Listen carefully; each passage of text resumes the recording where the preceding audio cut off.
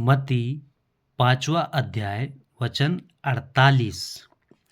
इसलिए चाहिए कि तुम सिद्ध बनो जैसा तुम्हारा स्वर्गीय पिता सिद्ध है। तो कहता है इसलिए चाहिए कि तुम सिद्ध बनो, है ना।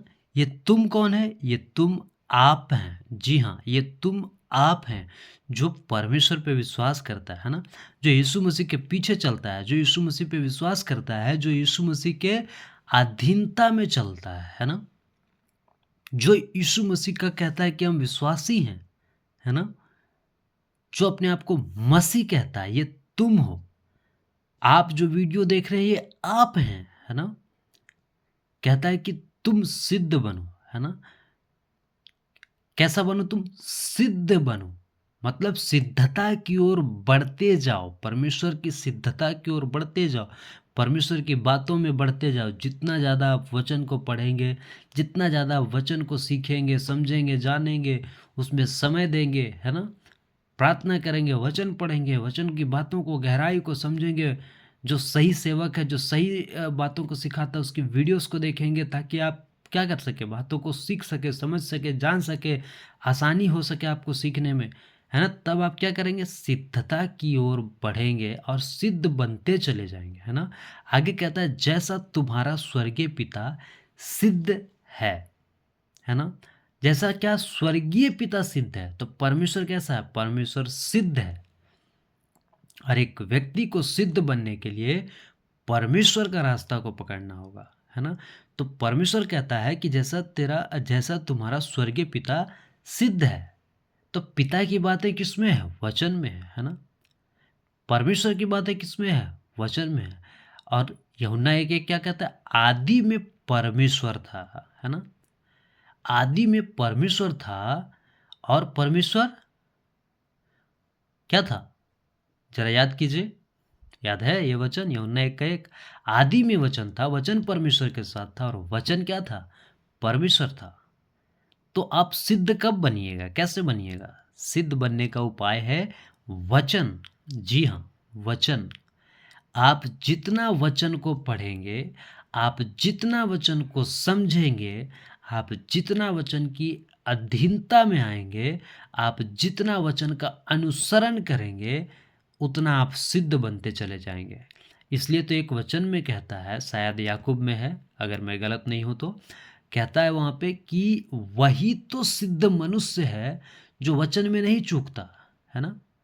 कहता है जो वचन में नहीं चूकता वही तो सिद्ध मनुष्य है ना।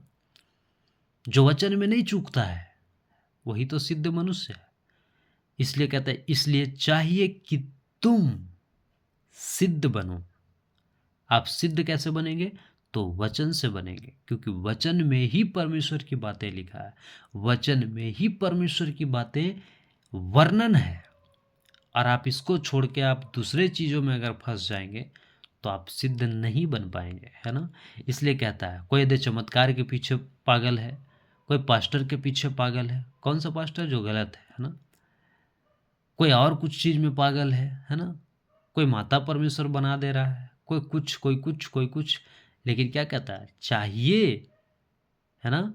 इसलिए चाहिए कि तुम सिद्ध बनो। तो सिद्ध बनो, परमेश्वर यहाँ पे कहता है सिद्ध बनो जैसा तुम्हारा स्वर्गीय पिता सिद्ध है ना। तुम्हारा स्वर्गीय पिता सिद्ध है। तो परमेश्वर क्या कह रहा है? परमेश्वर खुद जैसा है वैसा आपको भी बनने के लिए बोल रहा है ना।